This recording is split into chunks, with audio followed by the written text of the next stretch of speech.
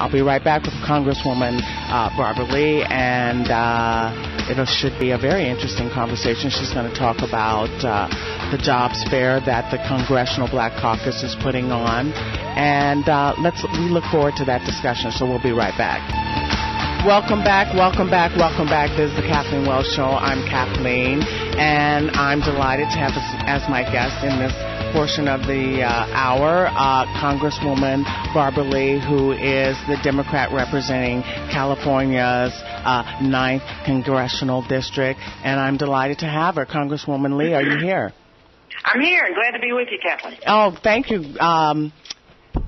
Good morning. I'm just excited that you joined me this morning, and I know that we just last month had a budget bill that was passed by the House and the Senate. It is now the law of the land, but you voted no on that bill. Can you talk to me about that, why you voted no?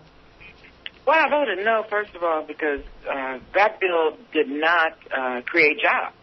That's the bottom line. Secondly, it really established a framework for some massive cuts to our safety net and to vital human needs programs, and really, I believe, set the stage for hurting low-income and, of course, the most vulnerable people in our country. And it also opened the door to cuts in Social Security, Medicare, and Medicaid. That's unacceptable to me.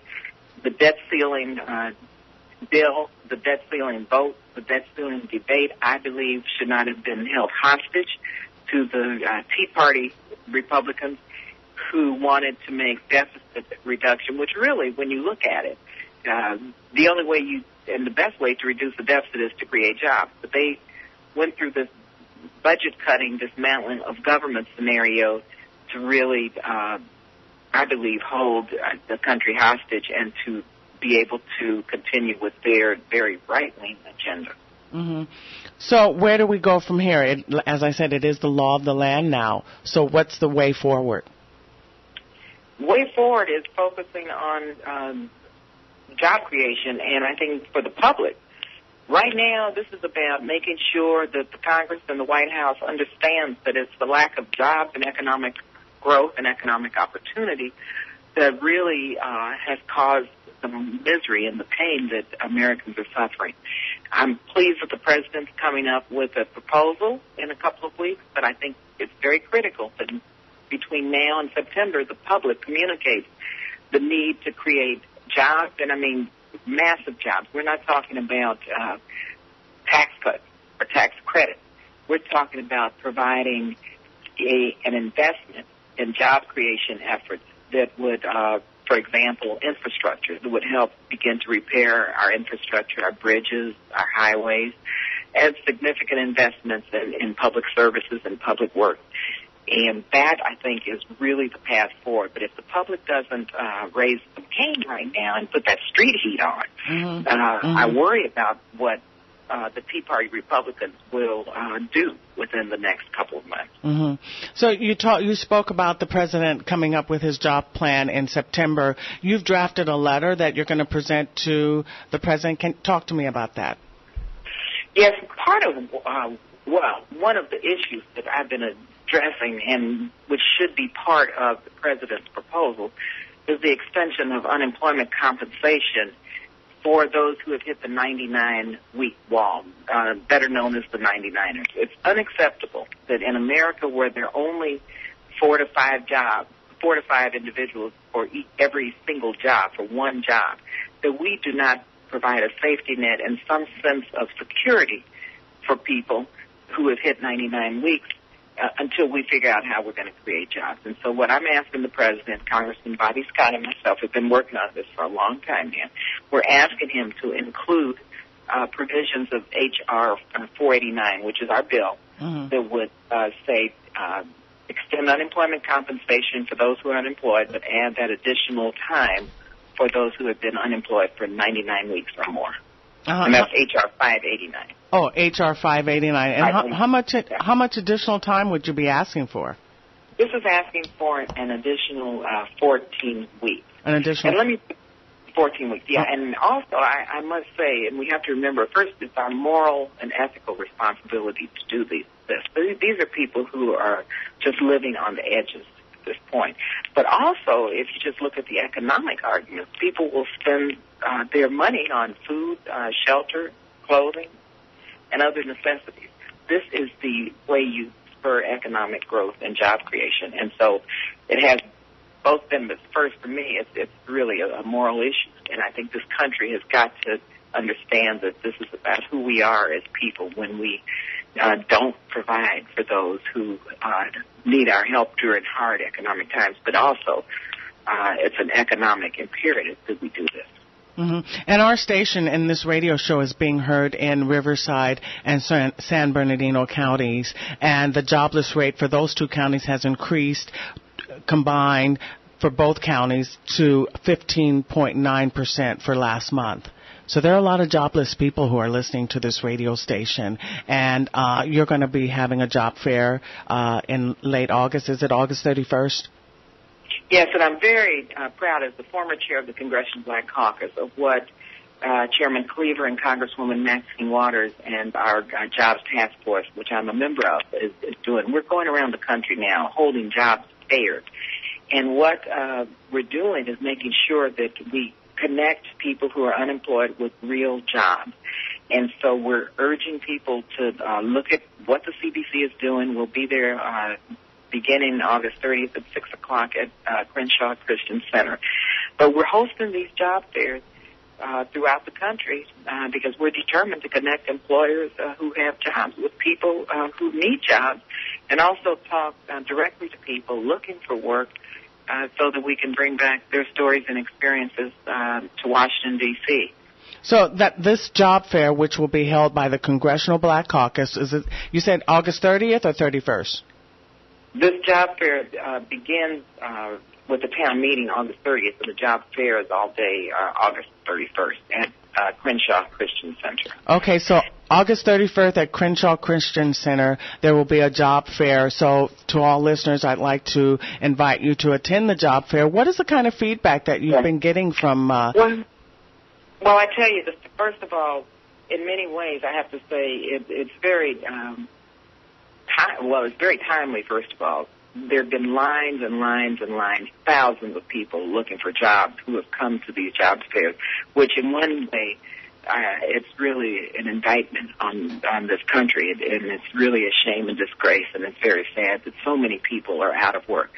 But thanks to Congresswoman Waters and Congressman Cleaver and the Congressional Black Caucus, the jobs that are available have been identified, and employers have been asked to come to these job fairs to allow people the opportunity to apply for the jobs. So they've been widely successful, but again, we've seen lines and lines and lines of people, thousands of people show up. And of course, we know the employment disparities as it relates to racial and ethnic disparities. Here you have a national unemployment rate of about 9%, and of course in the African American and Latino communities, you're way over 15%, and that's just what's recorded. We're looking at some communities with 30-35% unemployment rate in the Black and Latino community. And so this is a bold effort of the Congressional Black Caucus. It's a major effort, and it really is designed not just to talk, but also not just to talk, but to help people connect with employers who have vacancies. So this whole notion of like a rising tide lifts all boats, do you go along with that? Absolutely not. And I think that history shows us that that is just not the case. We have to have targeted investments in communities of color and in those communities that are poor and low income, and those communities which have been disproportionately affected by the economic downturn. When you look at how these financial institutions, I call them these loan sharks, these scam artists, targeted the African American and Latino community, and when you look at the foreclosure rates and how people have lost their homes and lost their equity and their wealth, but we have to have targeted responses because we were targeted for these dismal and despicable types of loans. And so a rising tide does not lift all boats. We have to have targeted resources, not all is equal in our country, unfortunately, yet. And so we have to rev up our actions, and we have to be very assertive and aggressive in making sure that we have formulas that address those communities that have been hardest hit. Mm-hmm.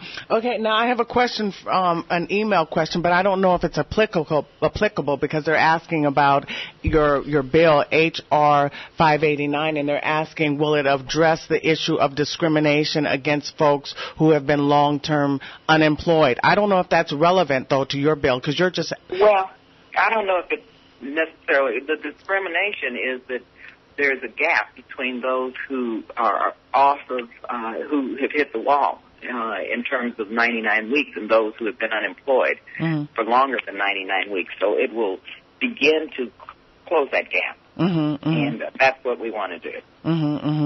So let me ask you, we're coming. I know you only have a little bit of time because you're really busy and you're getting all prepared for this job fair, right? You're going to be at the fair in? Oh yeah. Oh, that's fantastic. So is there anything else you'd like to address and have listeners be aware of?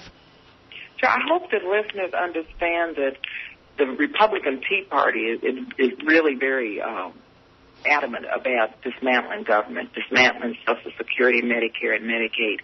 And it's only going to be through the voices and the street heat and the activity of people that's going to turn this around. And so I would encourage and urge your listeners to get politically active, to get organized, to get registered to vote, and to be as loud and as aggressive as the Tea Party. And that means holding your elected officials accountable to a jobs agenda. And we have to have jobs. We must create jobs.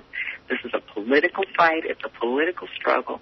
And so in America, democracy is supposed to be the order of the day. And so we have to begin to exercise our democratic rights and insist that our elected officials support efforts to create jobs. So all listeners out there, contact your congresspeople. You're on the state and federal level. Contact them and let them know what your concerns are, what the issues that you are facing. And Congresswoman Lee, I really want to take this time to say thank you very, very much for coming on my show. I appreciate it. And I hope that people will heed your advice. Thank you very much. Really great talking with you. Okay, thank you. Well, wasn't that fantastic to have an opportunity to speak with Congresswoman Barbara Lee, who represents the 9th Congressional District in California. This is the Kathleen Wells Show. I'm Kathleen. We're going to have open phone lines when we get back, and we'll be right back. Thanks for listening.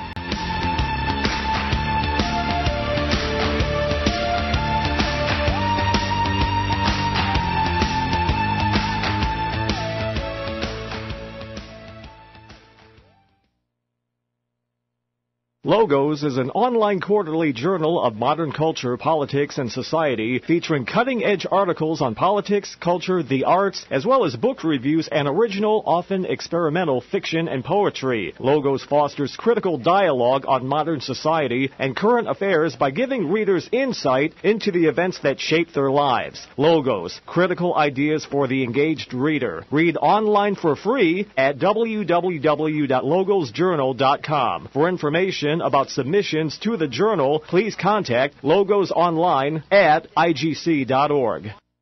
Playgrounds for Palestine is a non-for-profit 501c3 organization dedicated to upholding the Palestinians' child's rights to play. This is a right enshrined in the United Nations Convention on the Rights of the Child. We operate through a volunteer board and staff, the generosity of our supporters, and a lot of heart. To date, Playgrounds for Palestine has constructed 15 playgrounds in Palestine, as well as refugee camps in Lebanon and Syria. To contribute to this most worldly cause, please go to our website at www.playgroundsforpalestine.org or send a check to Playgrounds for Palestine, P.O. Box 559, Yardley, Pennsylvania 19067 at www.playgroundsforpalestine.org. Trade Print for fast service. Trade Print for top quality. Trade Print for fast turnaround. Trade Print for the best prices. Hi, this is Stephen Aranjo Jr. from KCAA Radio 1050 AM, and I personally endorse Trade Print. I only trust Trade Print for all my printing needs. If your company needs emergency printing, banners, logo design, silkscreen, business cards, and more, then the only company you want to call is TradePrint for all your printing needs. Call TradePrint now at 909-383-0759. That's 909-383-0759. TradePrint is located at 366 Orange Show Lane in San Bernardino. Again, call now at 909-383-0759. That's 909-383-0759 for TradePrint. If you're out of work, underemployed, or just looking for a better job, simply visit the KCAA website at www.kcaaradio.com and click on the link located in the upper left called Inland Empire Jobs. This link takes you to a new KCAA webpage which lists hundreds of job opportunities in the Inland Empire. Listings are updated as often as every 10 minutes. Go to kcaaradio.com. This is another valuable service provided by KCAA Radio, the station that leaves no listener or job seeker behind. At Exclusive Auto, we feature a staff of ASE Master Certified technicians with a combined 125 years of experience, top quality original parts, and some of the best warranties in the business. We are very proud to have an A-plus rating by the Better Business Bureau, which means we're complaint-free and provide unparalleled customer service and satisfaction. That's Exclusive Auto, right in the heart of Yucaipa. For more information, you can check them out online at exclusiveauto1.com or just give them a call at 909-794-1916. Real talk for real people, right here in the Inland Empire. We are 1050 AM, KCAA.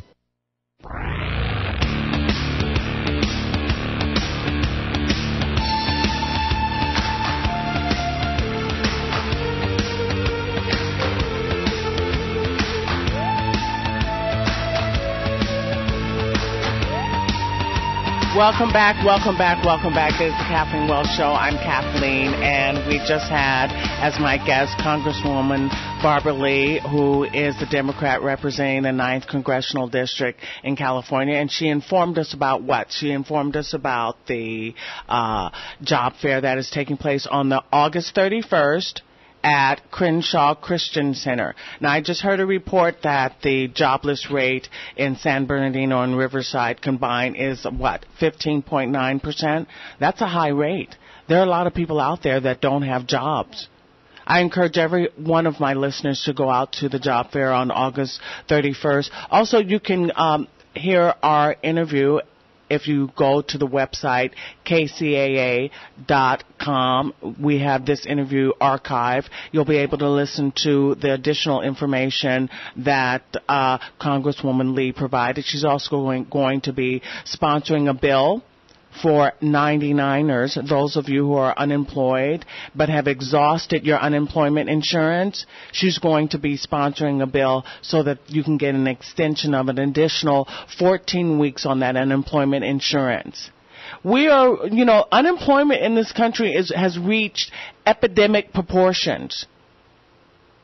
I think it's very important that people become aware and contact their representatives. I think the congressman for this district is Congressman Baca. You can find their phone numbers on their websites. You can look up Congressman Baca's website if you got a computer and contact his office. Inform him of your issues and your needs and the things. Let him know the things that you're facing, that you're addressing. Again, the job fair will be at Crenshaw Christian Center in Los Angeles on August 31st. And you can go to the archive to listen to my interview with the Congresswoman that I held earlier this morning. Now, let me give out the call-in number. If we have any callers who would like to call in and express themselves, we'd appreciate it. The call-in number is 909-888-5222. I love people to call in because it makes the show much more dynamic. It makes it much more interesting, and I'd love to hear what people are thinking out there, what listeners are thinking out there. And right now, we're going to take a call from Sean in Los Angeles. Hi, Sean. How you doing, Kathleen? I'm great. What do you want to say to me today? Well, the Congress lady, she's dead on it, and trying to at least handle one facet of this multi-headed hydra. that we've got in the way of the unemployment problem, and you're right, is very chronic. And I think that what the Democrats, not think, I'm going to say I know, what they're going to have to do going forward in dealing with these intransigent GOP Tea Party members is that essentially they're going to have to, take it out of the playbook of a football coach. So I posted up on your Facebook wall is that what's been happening with the Democratic Party and even with the president is that since he was put in office, and pretty much since the midterm elections, Democrats have been kept on the defense, right? And more or less using what we call in the football terminology, prevent-style type of approach in dealing in their politics. And what they're doing in the process is that they have given up a lot of their own philosophy, their own the needs of their base in order to acquiesce to the loud mouths on the right side of that political spectrum. And when you're always on the field playing defense, you don't have the opportunity to score points and to cross the goal line, right? That means that they have to change their tactics now. Well, one of the things that the Congresswoman addressed is that Democrats need to hear from their constituents to be more proactive. For whatever reason, they haven't been proactive or aggressive enough. But if they begin to hear from their constituents, they will have an awareness that they need to get this done because their constituents are in need and are demanding these issues be addressed. So the Congresswoman was saying to me that we must encourage listeners, we must encourage American voters, American citizens to contact their congresspeople and express themselves so that the congresspeople will be energized to be more proactive and not be so defensive.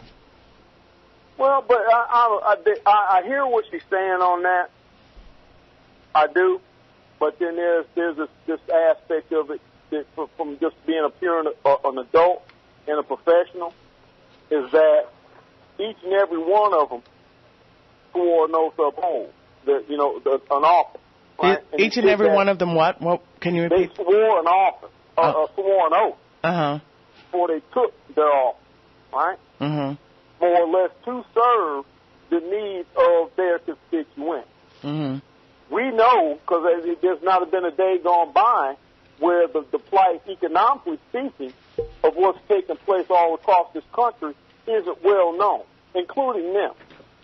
So, I mean, it really shouldn't, in all earnest and honesty, take, 10,000 people to blow your telephone up to tell you that which you should already be made well aware of, right? Well, the question is, how effective is it? How efficient is it to place blame? We just got to move forward. We got to look forward, and we got to get stuff done, right? And how is it? I'm begging to differ again.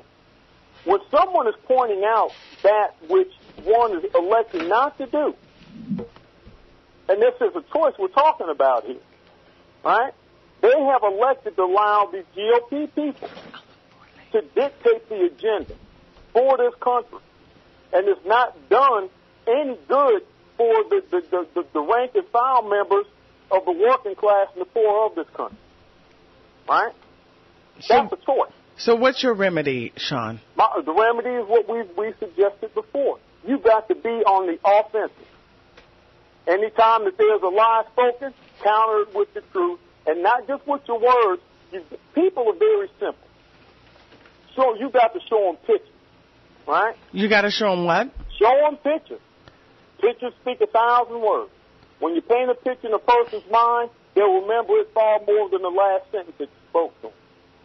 That's what they're failing to do. They're not painting a consistent picture of who their opponent is and who it is that they're serving. And until they do that, what we're going to continue to see is more of the same. So, in other words, you're saying their strategy is all wrong. Yeah. And they have to change their strategy. They must change it. If any of them, one, want to retain their seat, and two, truly want to see the forward, progressive, positive change in this country that they all speak about frequently, then they must change. They've got to change the playbook. The plays that they've been running are not working. So and what? It's literally that plain and that simple. Okay, so give me some specifics. I mean, what specifically? Give me a couple. I'm going to give you specifics, my man, Mr. Chris Matthews. He said, somebody, you people out there who are without jobs right now, he says, you go take your digital camera. You go take pictures of your overpasses, your railroad stations, your schools, anything that's falling down around you, your water treatment plant, right? Take pictures of them.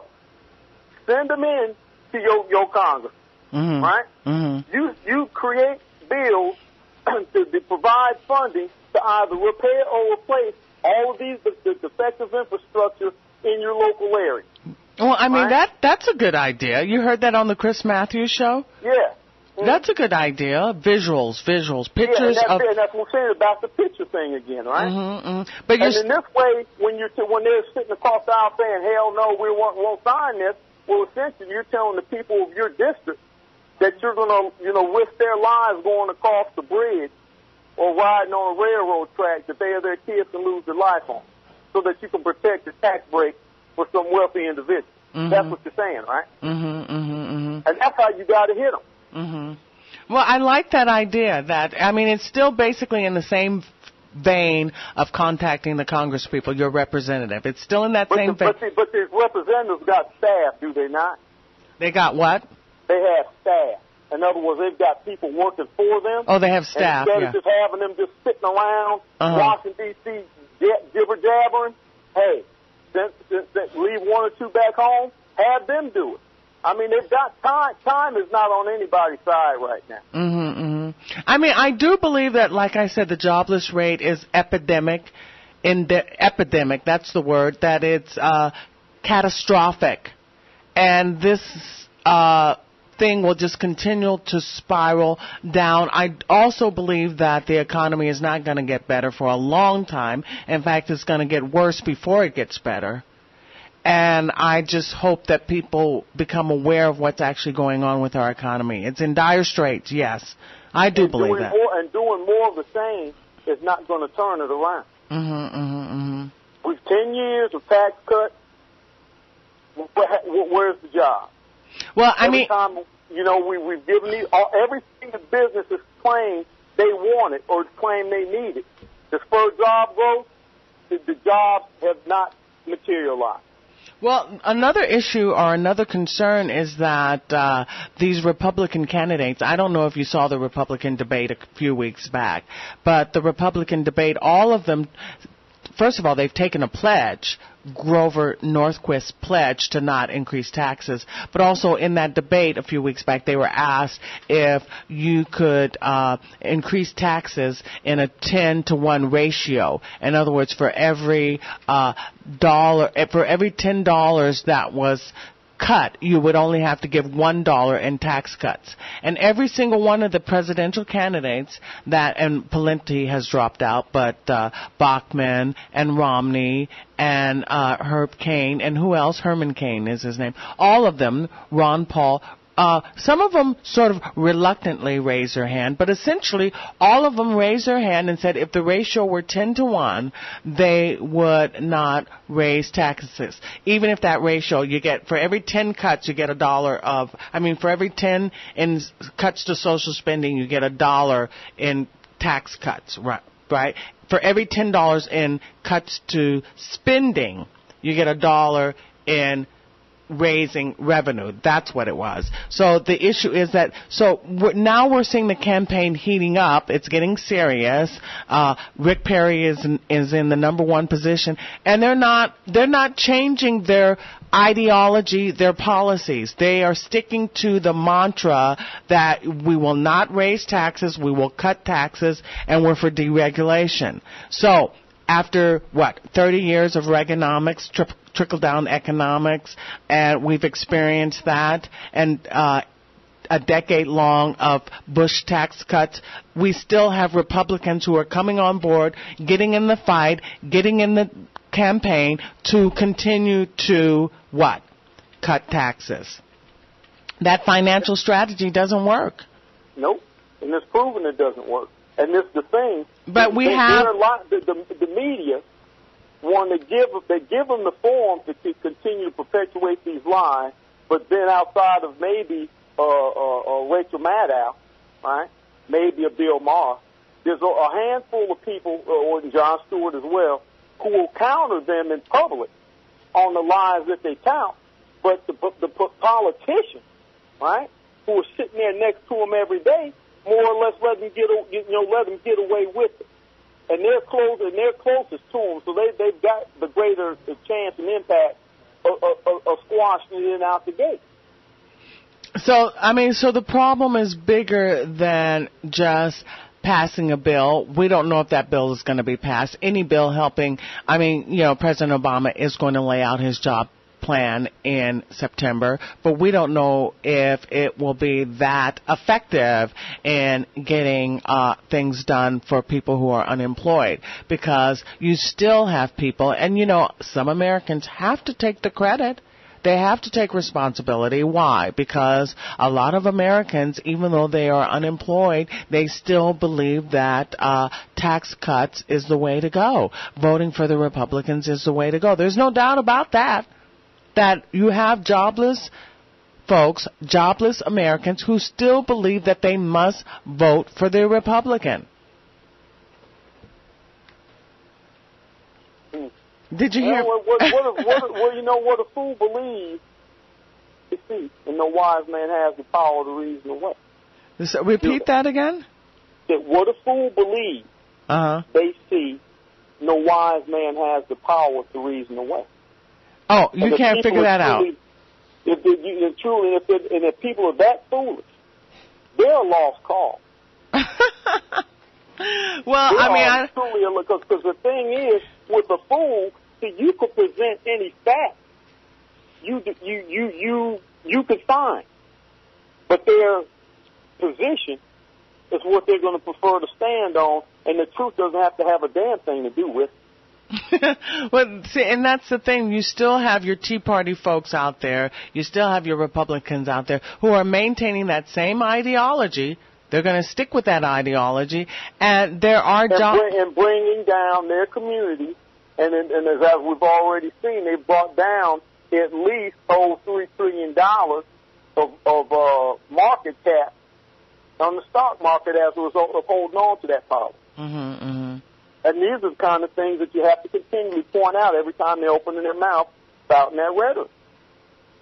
But so look at what it cost us for you holding on to your ideology.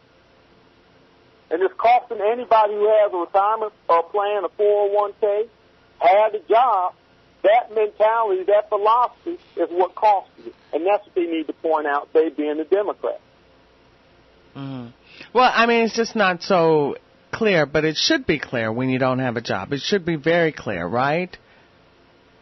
Well, if you've got eyes to see, ears to hear, right? But it isn't so clear. It's murky for people. They're not, I talk on my Facebook page quite a bit, actually, and I think I have Democrats and Republicans on my Facebook page, and, you can't, I can't understand the thinking. They believe that tax cuts is the way to go. They think that is what's going to stimulate the economy. That's the thing, but there's what they think versus the fact. And that's the thing you have to keep putting forward. Where can you prove your case other than what it is you think? And opinions are like, everybody got one. You're sitting on one, right? Well, and speaking of claims, Michelle Bachmann has made the claim that she will bring gas down to $2 a gallon. Oh, boy. What? That's funny to you, huh? She's comical. But see, this is how deep the problem is. When we got people who are honestly even considering electing any. And I'm outside of maybe Huntsman, because he sounds that he's about the most reasonable of the bunch. But the rest of them, you even consider looking that way. It goes to show how far gone you truly are. And like I said, I have no love for Democrats either. Don't get it twisted. But it at least lie to me with some smattering of intelligence while you're doing it. Well, as I mentioned in my spiel at the beginning, Rick Perry has moved up to the first position. He has moved ahead of Mitt Romney by double digits and Michelle Bachmann. And Texas are actually Rick Perry, when he's still governor, as governor of Texas, signed 234 executions in Texas and counting because he's still governor. So that's more than Oklahoma and let's see, what is the other state? More than Oklahoma and another state combined. That 234 executions. So the question is Rick Perry ready to be on the national scene? Do you think so? No. To me, it's back to what we're talking about, the reason by which people make their choices, right? So this guy has been a governor for going on 8 years now? 11 years. I think it's 11. So they've got, in Texas is what? They've got some of the highest high school dropout rates, highest out of wedlock birth rate, highest functional literacy rate, right? Uh-huh. Also, was there some $28 billion in the hole? They've got lower no taxes, right? Everything in the way that GOP philosophy is there, but look at the overall quality of life of those who live there. Mm-hmm, mm-hmm, mm-hmm. And these are the things that when these people keep speaking this stuff, if you are willing to address it, and you have to do it, because I think the 2008 electorate, they claim that the overall average reading comprehension level of the constituency was 8th grade.